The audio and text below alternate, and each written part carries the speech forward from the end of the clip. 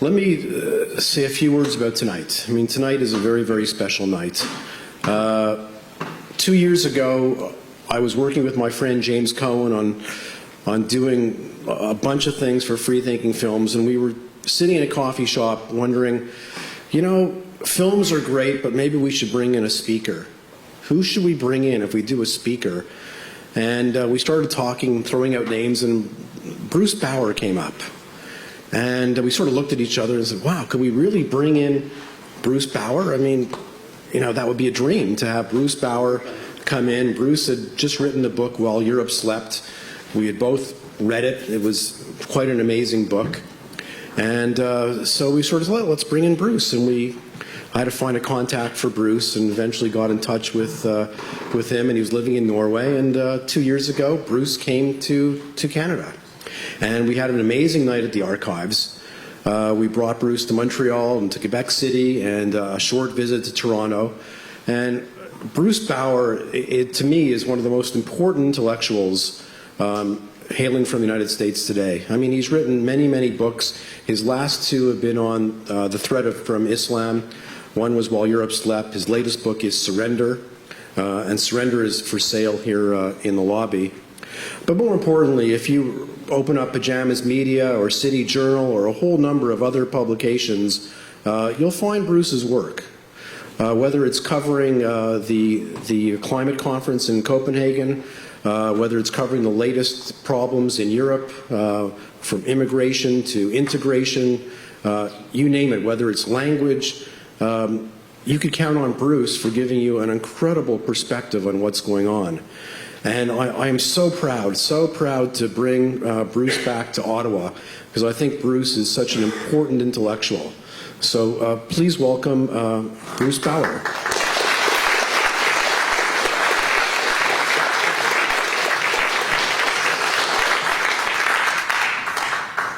Thank you, Fred. That's a terrific introduction.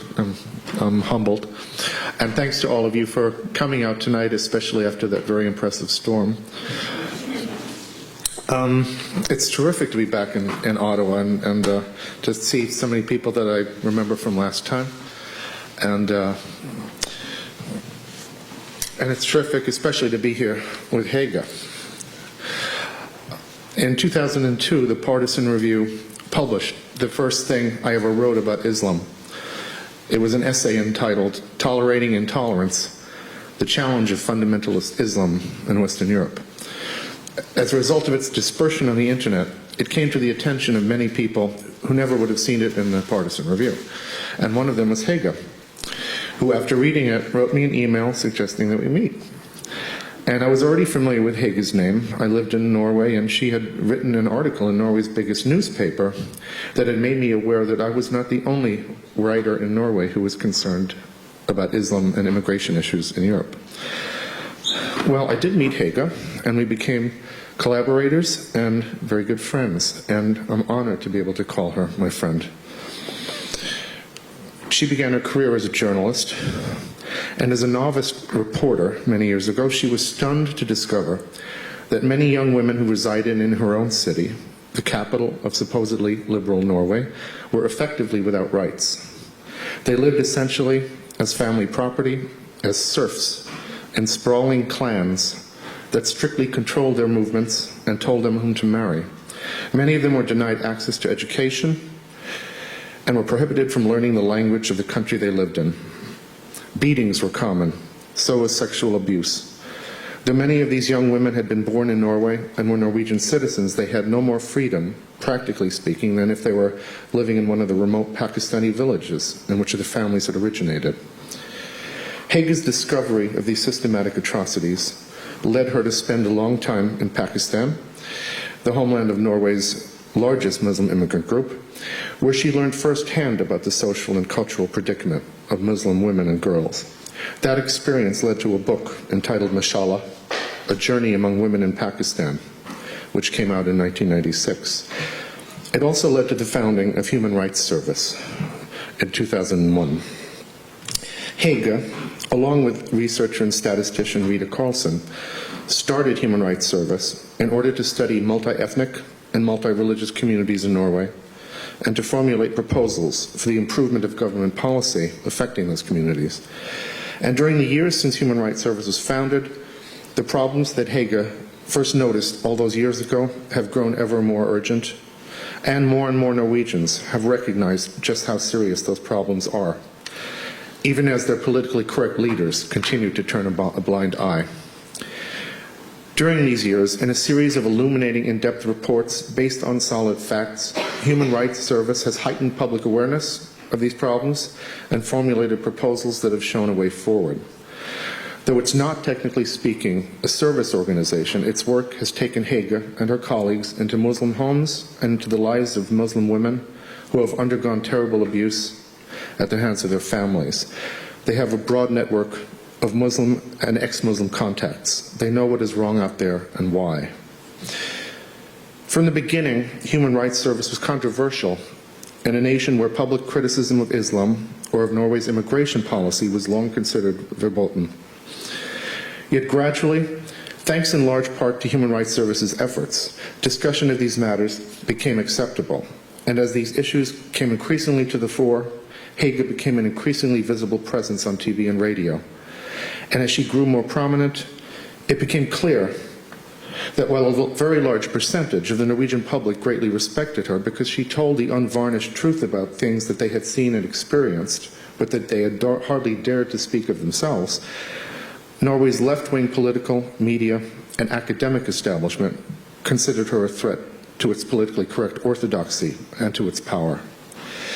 As a result, we have a repulsive state of affairs in which Norwegian Muslim leaders who have refused to distance themselves from even the worst aspects of Sharia law are welcomed as honored guests in the halls of the Norwegian parliament, are hired as columnists by major Norwegian newspapers, and are invited to give speeches at leading Norwegian academic institutions, even as their critics, with Hege and Human Rights Service in the forefront, are widely treated as pariahs, branded as Islamophobes, simply for speaking the truth about what those Muslim leaders believe and what kind of society they seek to create in Norway and elsewhere.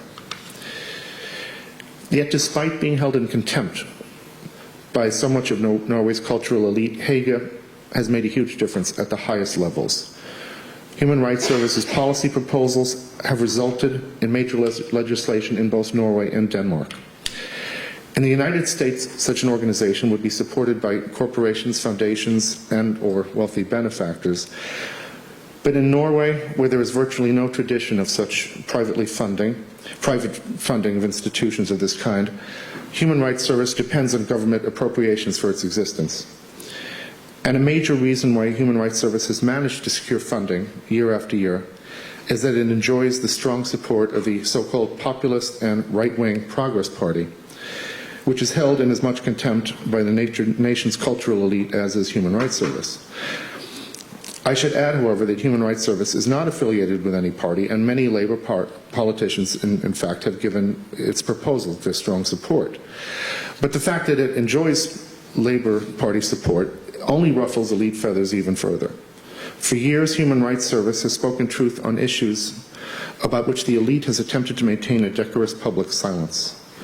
And the elite isn't alone. Norway's imams, the armies of spokespeople for Norwegian Islamic organizations, and the moral police who enforce religious orthodoxy in Muslim neighborhoods also recognize Human Rights Service as a threat to their power. Both Norway's cultural elite and its most influential Muslims, then, have shared a goal of bringing Human Rights Service down. As a result, ever since they founded the organization, Hege and her colleagues have been the targets of name-calling and mendacious accusations from various quarters. After all, if you can't beat them in a fair debate about the facts, just keep labeling them Islamophobes and making personal attacks. And the fact is, indeed, that Hege has been the result, the target of a ruthless, tireless effort at personal destruction by the Norwegian media. She's become public enemy number one among not only radical Muslims, but also communists, socialists, and what Hege has called organized anti-racists, the government-funded organizations that claim to be liberal opponents of racism, but that are actually concerned largely with defending even the most illiberal aspects of immigrant cultures. In the summer of 2009, Human Rights Service's enemies came closer than ever to bringing it down. It started with a Norwegian Somali woman who in the fall of 2008 published a book about gender inequality and child abuse in her community. The book received a great deal of attention, and this woman was soon working with Human Rights Service. But that winter she left, and a few months later, in newspaper interviews, she leveled a series of ridiculous charges. For example, she claimed that hege had forced her to drink vodka, eat pork, and look at pictures of acts of bestiality. As it turned out, Rita, her colleague, had taped all of her conversations with them, and the tapes, which were shared with reporters, proved that everything this woman said was a lie. Yet the reporters chose to ignore the tapes and continued to pass on this woman's charges as if there were no substance to them, as if there were substance to them. Ultimately, Norway's Minister of Children, Equality and Social Inclusion used this woman's inventions as an excuse to try to deny funding to Human Rights Service. He announced that the ministry had commissioned a report that, when released, would doom the organization. But in the end, the report concluded that the woman was indeed a serial fabricator. Yet because this conclusion wasn't what the minister or the media wanted, the report was shelved. The liar was protected, and Human Rights Service was denied official exoneration. Human Rights Service then survives, but so do its enemies. The upside of all this is that while Norway's cultural elite plots the destruction of Hege and her organization, the Norwegian people, in ever greater numbers, recognize her as a Norwegian hero, a champion of the values that they hold dear and that they recognize as being endangered. Ladies and gentlemen, Hege Storhaug.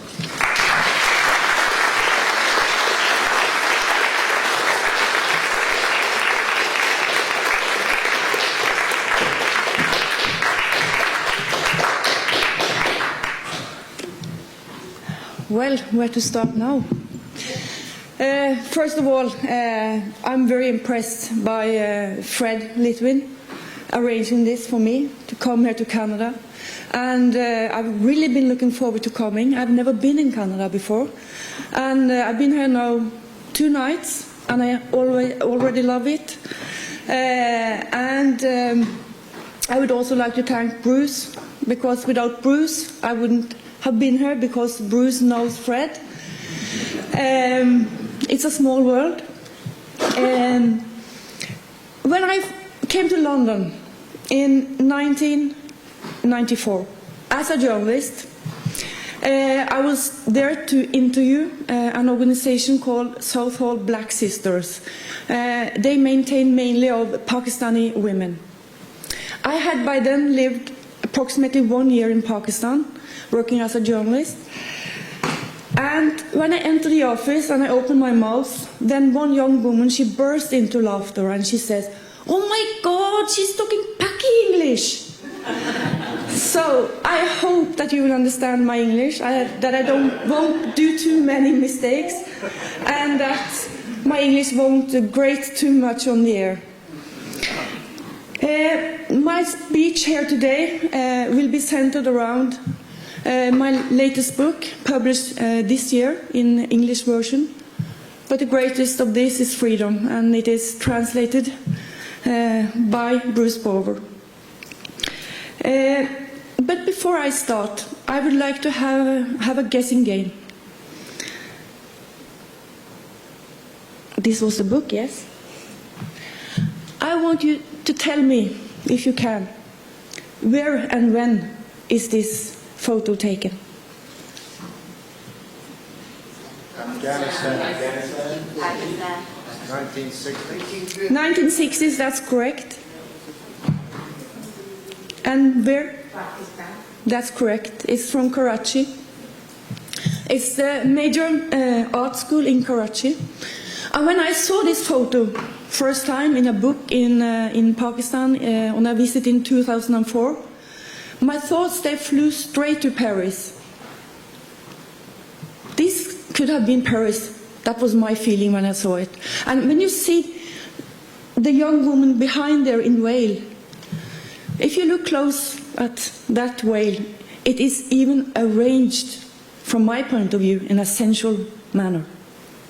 This is not a hijab. This is not a political hijab.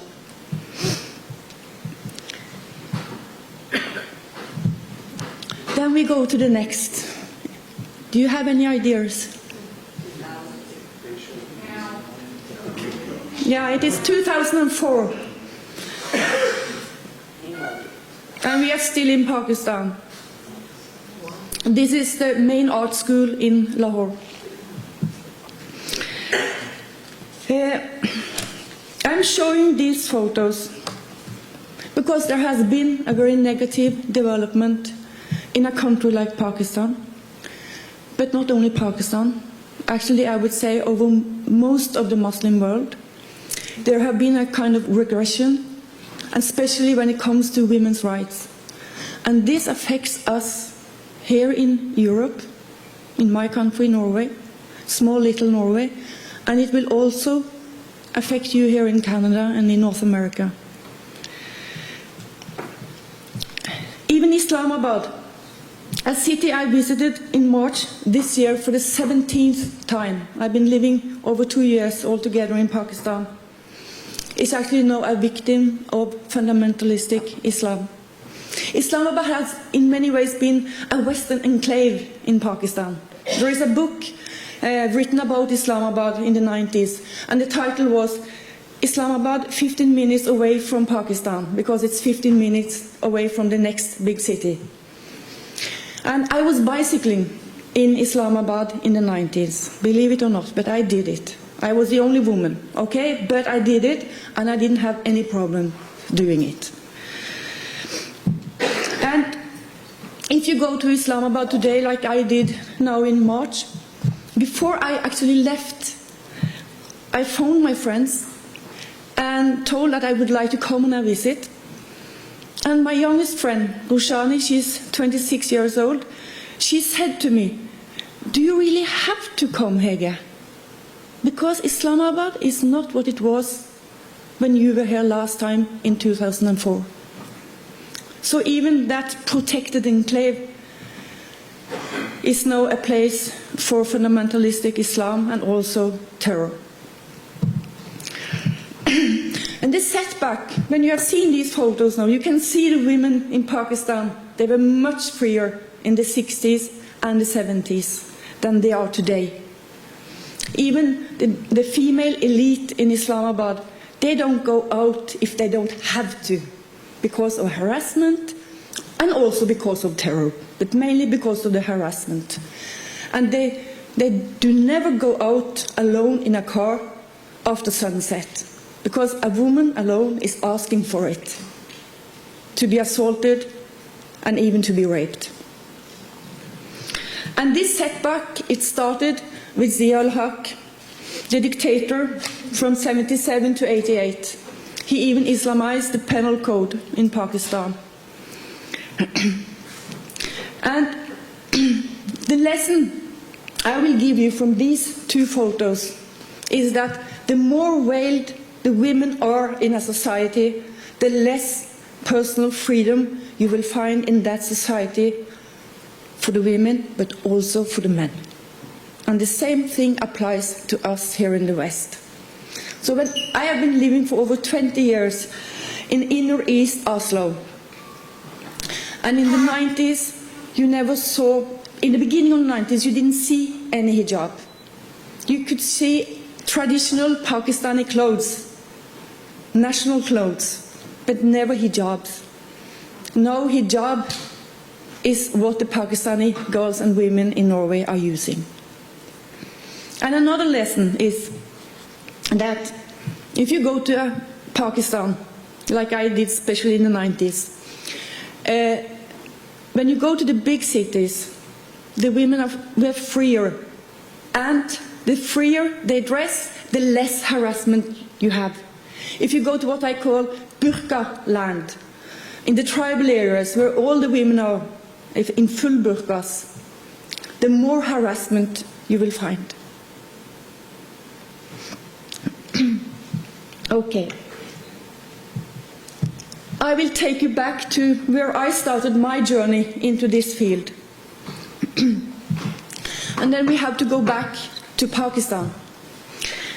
In 1992, a Norwegian-born girl was married at gunpoint in the home village of her parents in what is called Azad Kashmir in Pakistan. And she said to me, she was beaten in a hut by 8 family members. And it was the uncle in the end who pointed at her with a gun because she didn't want to say yes to marry a second cousin. And as she said to me when I met her, was that they needed my consent according to Islam. So when the gun was there, she said yes, of course she did. She was supposed to live in this mud hut and cook on the floor on open fire. And 11 days out in the marriage, she managed to keep him away from his cultural and religious right to have sex with her, or in my words, to rape her. And she managed to keep him away by claiming that she had her period. The 11th day, she managed to run away in a shop through the back door in burqa. And she managed by a miracle, it's really a miracle, to get on a bus in that burqa and take the bus to Islamabad, 6-hour trip, and find our ambassador. It was on Sunday evening, and he believed her story, and he rescued her home to Norway.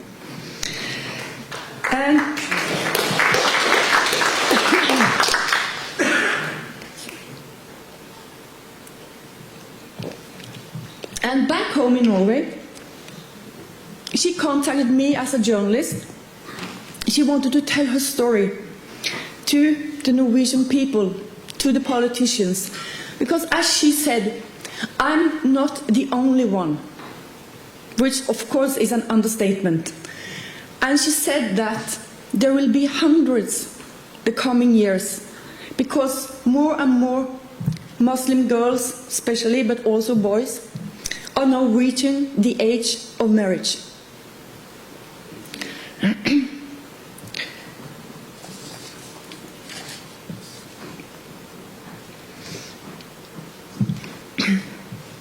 This young woman's shocking story resulted in legislation in Norway, meaning that we got a special law against forced marriages. And it was her story that made me travel to Pakistan the first time.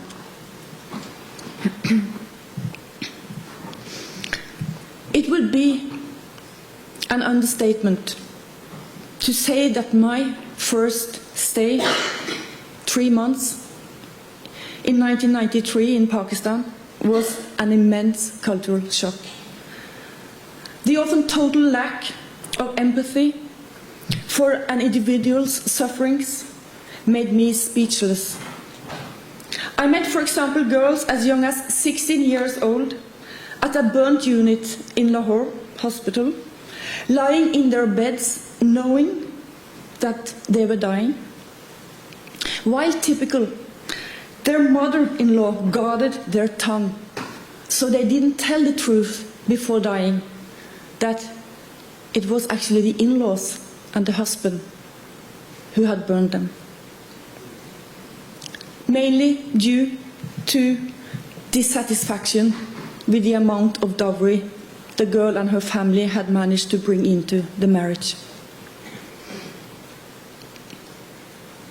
I met in 1999 Shakila, 19-year-old, at the same burnt unit in Lahore, who had also been destroyed due to too little dowry. And this is the girl after they threw acid on her.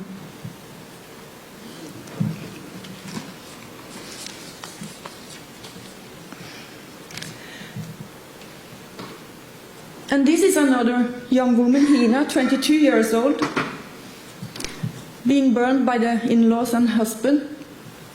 She will survive. But the question then was, where does she go? She cannot go back to the husband and the in-laws. And when you come from a poor family, you are a burden, yet another mouth to feed. And as you know, there are no social welfare systems in these countries.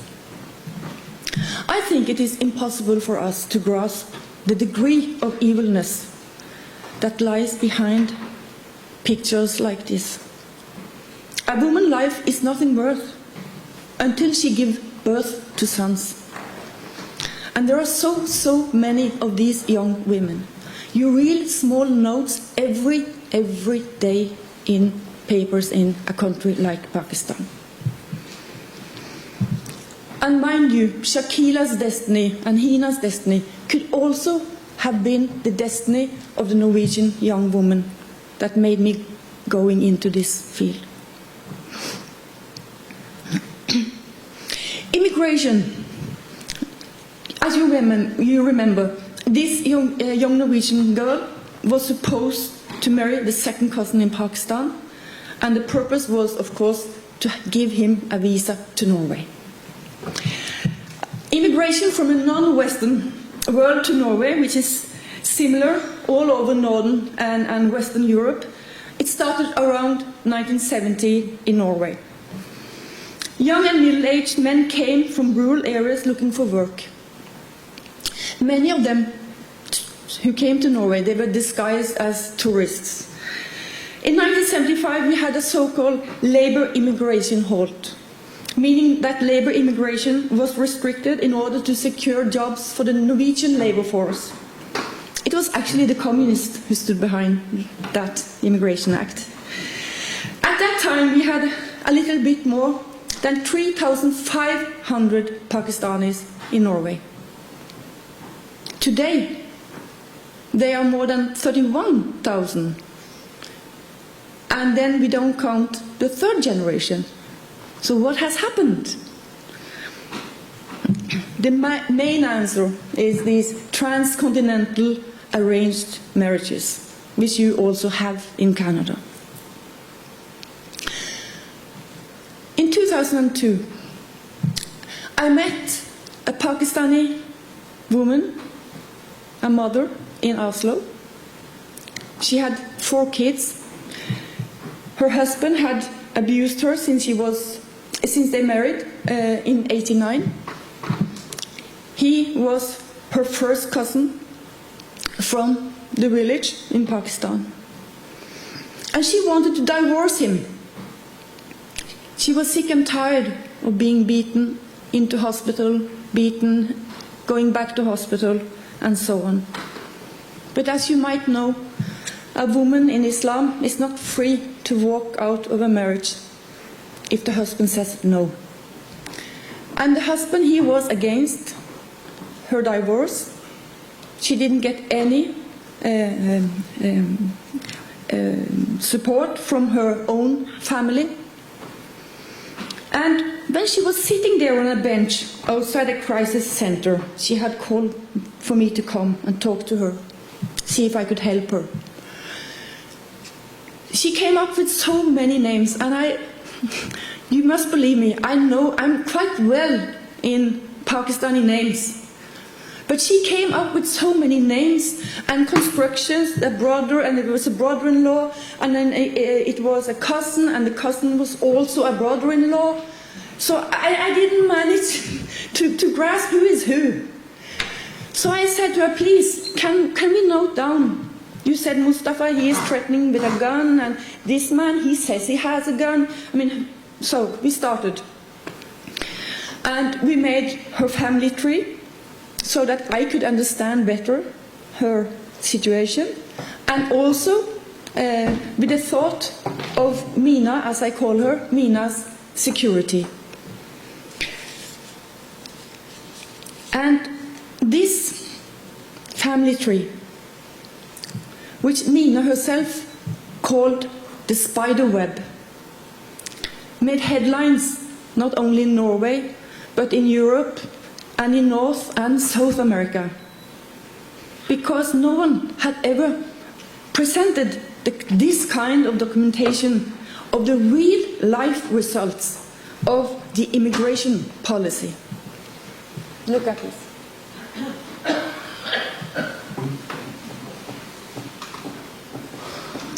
I'm sorry I don't have anything to point, but I think I will manage to give you some view of what is going on here. If you see at the top, it's written Ahmed.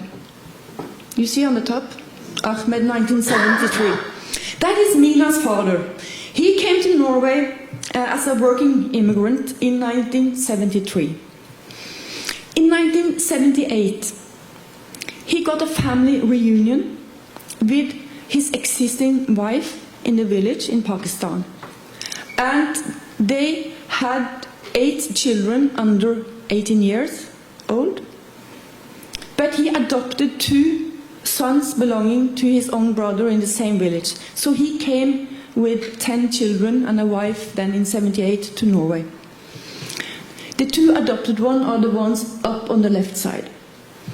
So then, during the 80s, these kids, they are coming in the age of marriage. And all of them are married away in the same village where they are born. 9 of them to first cousins. And the 10th, he is married away to a woman in the village. And the reason why he wasn't married to a first cousin was, obviously, there was no more first cousin in the preferred age. So that was quite easy. Yeah. And if you go on the right side, the son, he has divorced his wife, so he is married again in the village of origin. Which means that the 10 children of Ahmed yielded 11 immigrations. And then we go to the children, as you see, all the children, the grandchildren of Ahmed. The practice with marrying them away to family members, typical first cousins, in the village continues.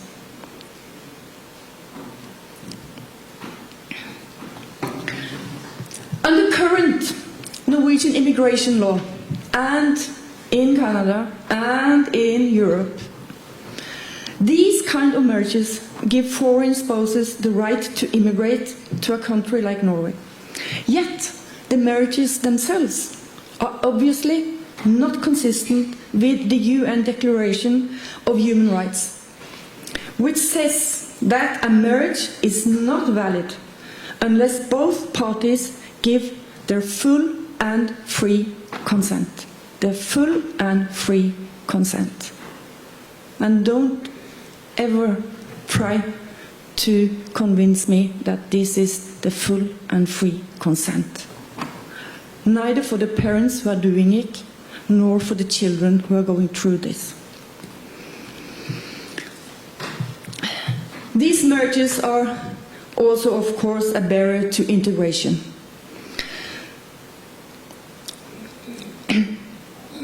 These marriages, they are reproducing first generation all the time.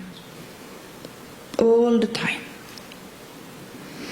They also create these kind of spider webs, which reflects a set of values that are in total contradiction to the basic values of Norway and Europe, but are nonetheless sanctioned by our politicians.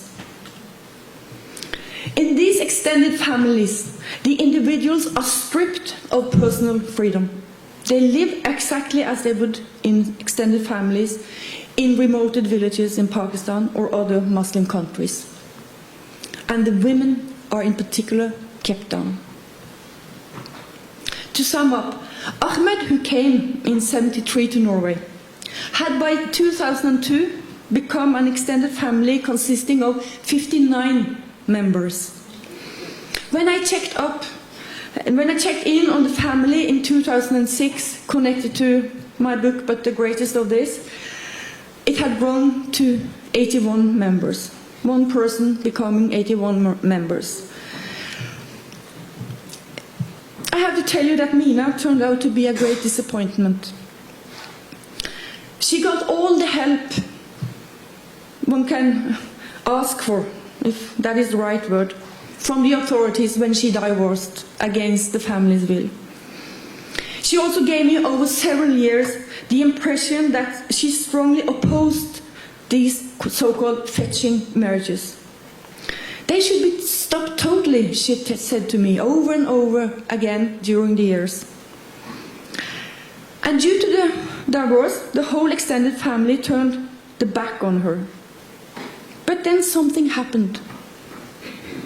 In 2008, she married away her oldest daughter in the same village where she was born to a first cousin. In 2009, the second oldest daughter went through the same procedure.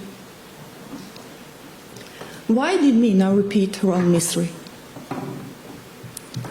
It was about coming in from the cold and back into her extended family's embrace. By using her daughters essentially as a Norwegian visa for her cousins, she hoped to win their forgiveness for her divorce. Mina was obviously not capable of being, nor did she want to be, as far as I see it, a full member of the Norwegian society. She was too caught up in the spider web, in honor culture. And I can tell you one thing, I've been into the homes of several people in this extended family. For me, it is like coming in into an extended family in a middle class, lower middle class, in the cities in Pakistan, and into extended families in the villages in Punjab, where our Pakistanis come from. Women not working, men coming and going between the hot meals, and so on and so on. It was just like coming into Pakistan. And there is a very important point here. The men are also not free. They also lack the personal freedom. But we know who have more power than the women.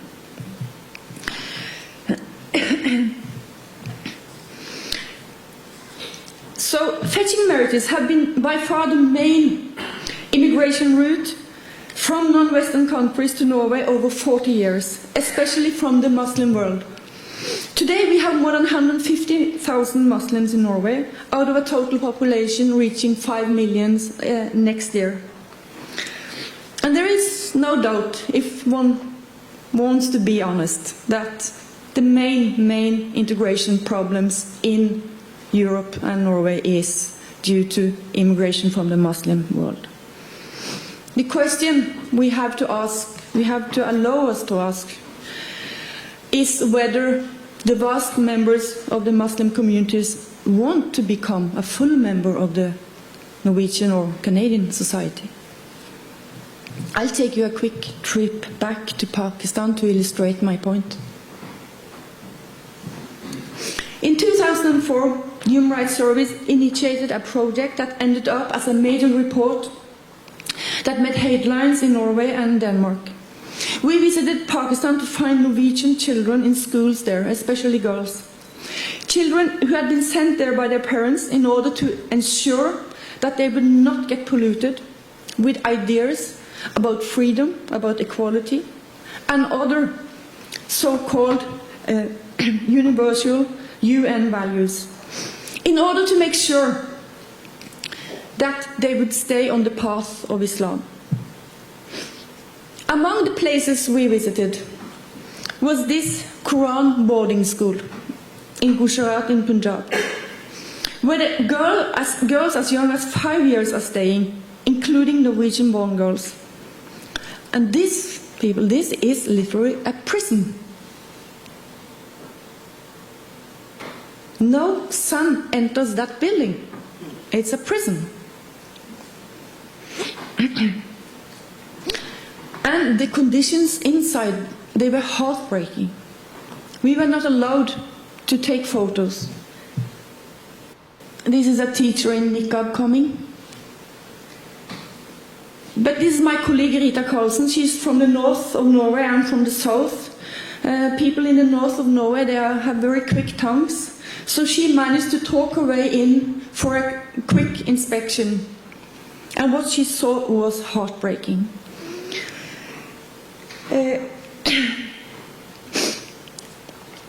When you see such condition, knowing also that sexual abuse of children is a vast problem in Pakistan, and even more prevalent in boarding schools, you just want to scream in despair and anger. Our guide and interpreter, my best friend Humera, she was shocked to know that Norwegian-born girls are attending these kind of schools with the indirect consent of the Norwegian authorities, who say that it is the right of the parent to decide where the child is going to grow up. The situation is totally out of control. Our authorities don't have a clue how many young Norwegian citizens are living under circumstances like this. So let's return to Norway. There are almost 4,000 children in Norway who are not attending primary school. But they are registered as living in Norway, according to statistics brought to light by us in Human Rights Service. So, where are these children? We have to leave Norway again. So let's go Gambia. I did that in 2005 as a representative of Human Rights Service on a mission to document the fact that Norwegian-born girls are subjected to female genital mutilation.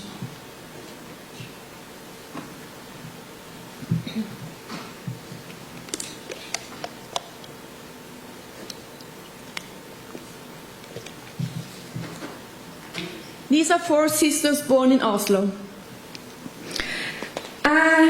But before I start this story, I'll tell you how we managed to find these girls.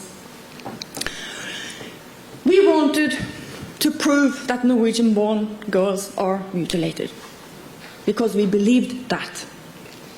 Then we went to 2 friends belonging to tribes in Gambia,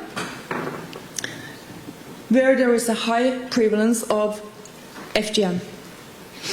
And we know that these friends, they are strongly opposing this practice.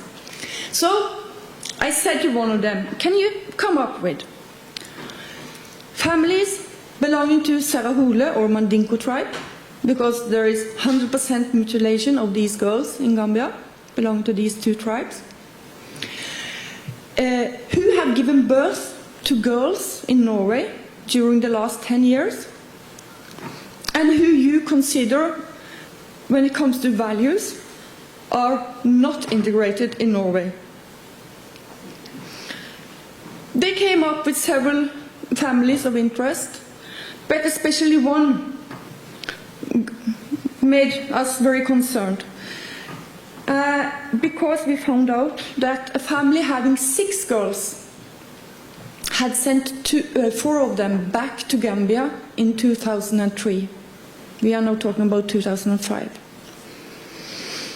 So that's why I ended up in Gambia the summer of 2005, trying to find these 4 girls and see if I could get information whether they were mutilated or not.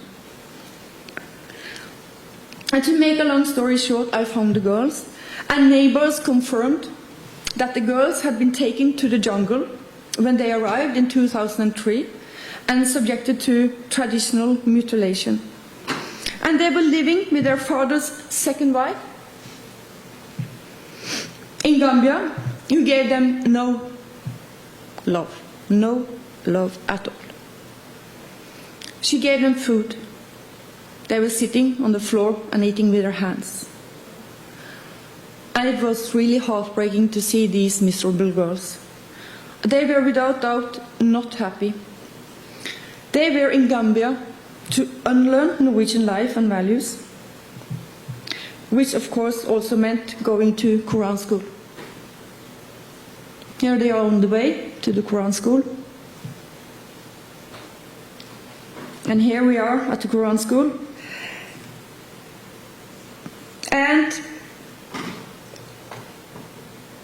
at the Quran school, I asked, of course, the Imam about his view on FGM. But I didn't say FGM, I said, of course, circumcision. And he answered, it's a good thing to do because it calms down the woman. I didn't feel like there was any point starting a discussion with this man. He had obviously made up his mind. He told me that his wife was circumcised and living happily, so was his daughter. But then he asks me, how can I migrate to Norway? And then, normally I'm very honest, so I told him, either you can get a work permit as a specialist, as an imam, or you have to marry a person with a Norwegian citizenship. Then the next day he is phoning me and asking me to come back to the mosque, which I of course did. And then he tells me that he has been talking with his wife, and the wife has given him permission to marry me. And as he said, because she said he is such a trustworthy and caring husband. And in a polite tone, I turned down his offer and told him that the law in Norway entitles me only to two husbands, and which I already had.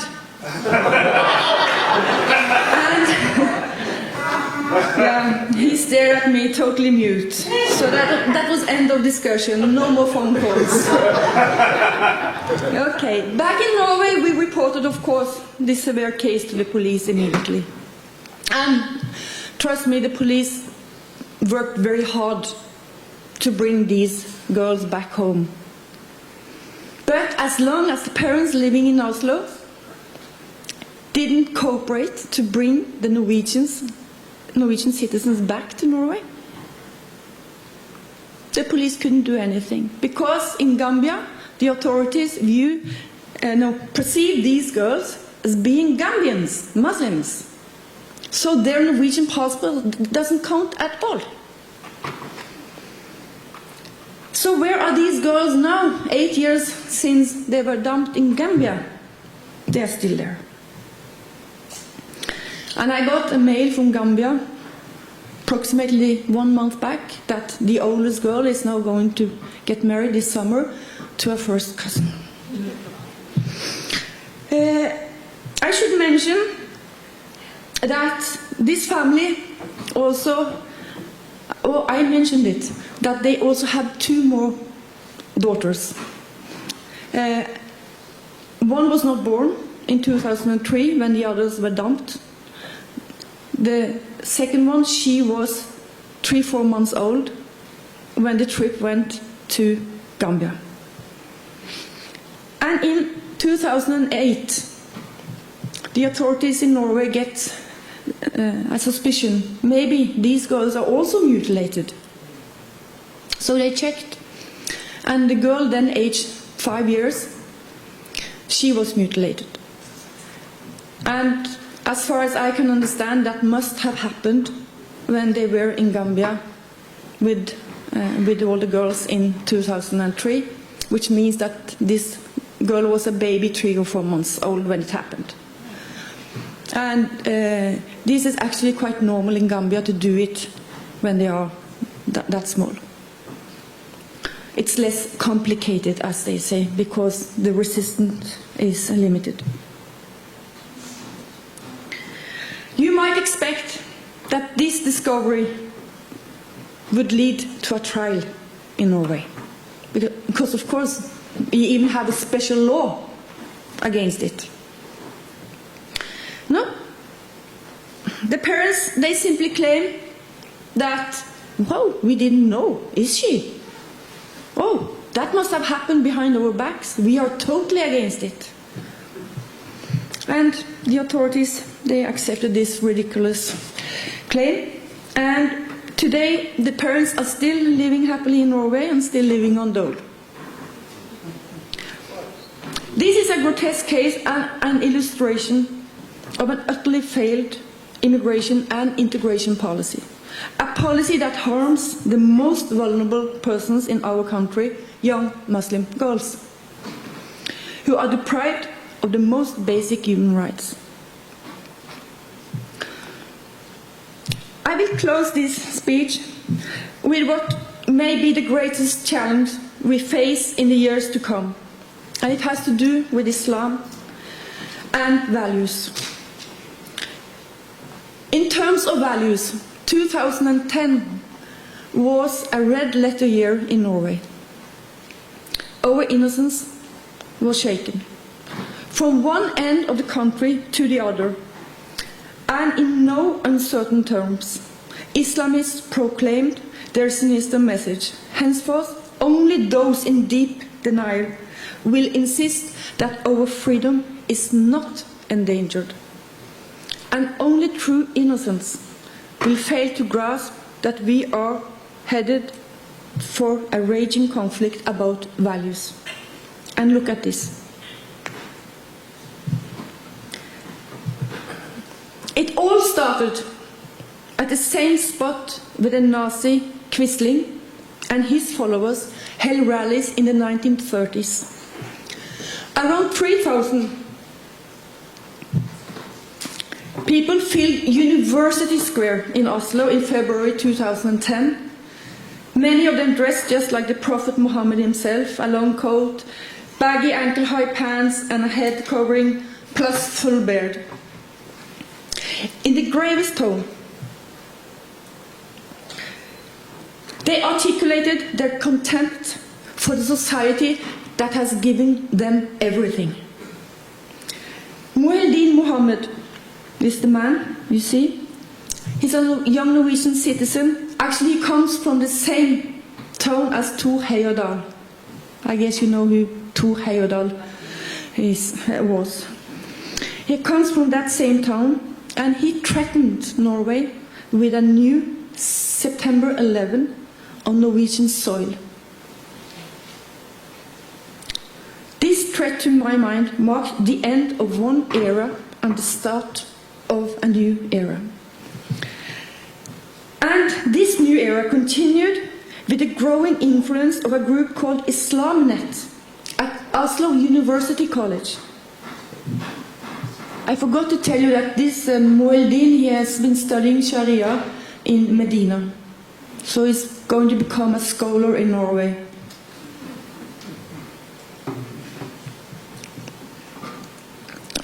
Now I'm talking about IslamNet. Over the course of only 2 years, this group has managed to acquire more than 1,400 paying members, and it is now the largest Muslim student organization in the whole of Norway. The only positive thing to be said about IslamNet is that these people, they don't hide their objective. A society living under the Quran and the Sharia. That's their goal. And one of these students' ideological heroes is Zakir Naik, who preaches hate and terror, and he is considered so extreme and dangerous, he's not allowed to enter Canada. He's not allowed to enter your country. Yeah. And Britain. Yeah, you can.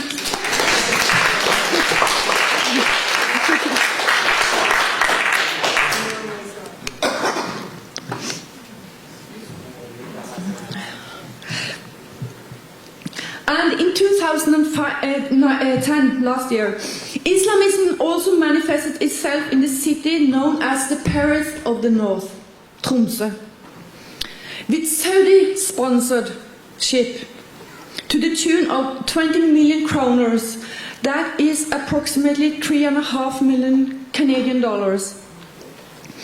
A Muslim congregation called Al-Nur, it means the light, planned to build a gigantic mosque in Tromsø. Media uncovered the fact that one of Al-Nur's frontmen, here we go, who is the husband of Al-Noor's leader, to the left here, the Norwegian convert, born in Tromsø, named Sandra Maria Mo. He had taken part in terrorist training with the radical organization Jemaah Islamiyah, which is considered to be responsible for the 2002 Bali bombings. Now you are actually in the north of Norway.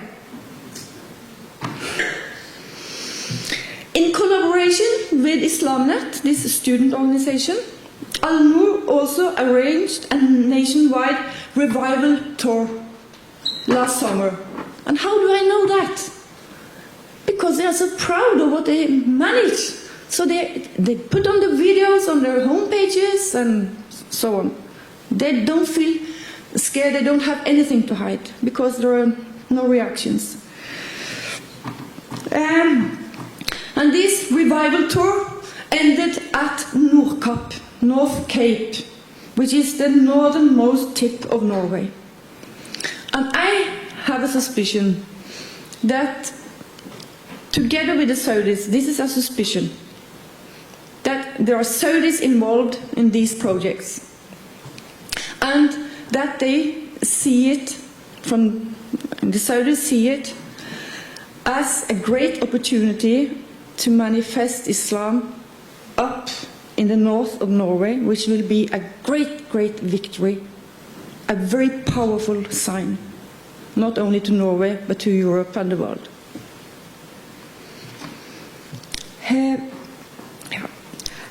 And as if all of this weren't enough, Norwegian state television revealed that the leaders in Tehran are sending imams to Norway to prepare Norwegian Muslims to commit terror acts on Norwegian soil. But, folks, it isn't terror that is the greatest threat to our society. The terrorists are few in numbers. The Islamists aren't. On the contrary, they are a large and a growing group who seek nothing less than to transform our society values. And across Europe, they are winning ground, especially among younger people. And there are 3 studies worth mentioning here. Among 15-year-old German Muslims, 40% of them believe that Islam is more important than democracy, while 37% want Sharia to apply to European Muslims. 37. In Britain, 28% of all Muslims want the British Isles to be ruled by Sharia. But here is the really serious part. While only 17 of those above 55 years embrace Sharia, no fewer than 37% of British Muslims aged 16 to 24 wants the same. And now maybe to the scariest statistic of all, which brings us back to Islamnet at the University College in Oslo. 40% of Muslim university students in Britain are strong or relatively strong in their support for a Sharia-run Britain. 1 in 3 believes it is legitimate to kill in the name of Islam.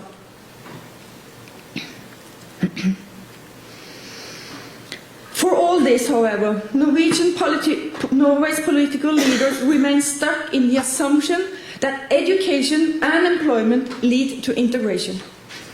The truth might be the opposite. It is mostly among well-educated Muslims that you find radical views. Yes, education is a good thing, but it is no guarantor of integration.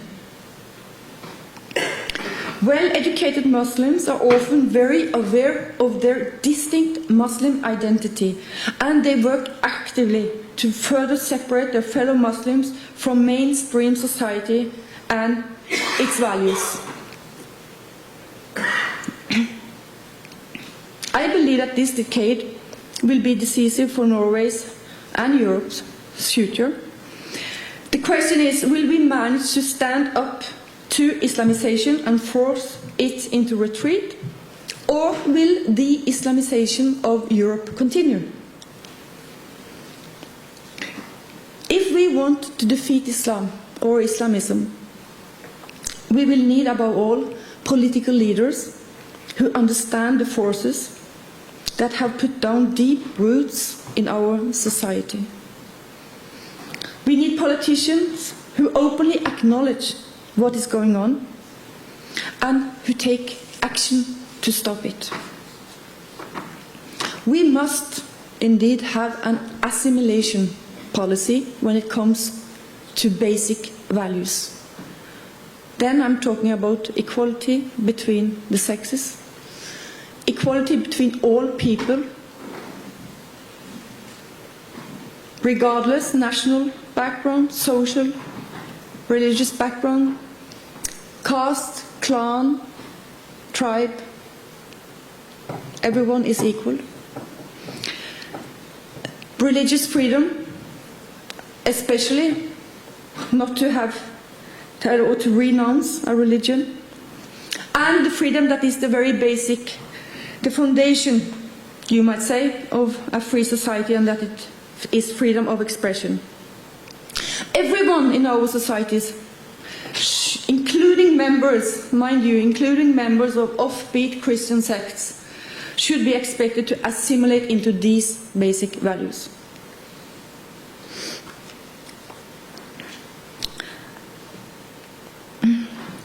A community founded on mutual trust, on belonging. That is what we are losing. The greater the number of Muslims who turn their back on Norway or Canada, the more intense will the division and mistrust that will arise between groups be. And for me, a most timely question is, how many faceless women will have to appear in public before the politicians set them free? How many? Why is it that a precautionary principle governs our environmental policy, but not our policy relating to integration and democratic values? Why is it done like this? We need politicians who show genuine love and reverence for Norway's core values, and who act upon that love and reverence. The same goes for Canada. And I will end with a quote by the historian Arnold Toynbee related to the Greco-Roman civilization. He said it died not by murder, but by suicide. And I think that if we want to prevent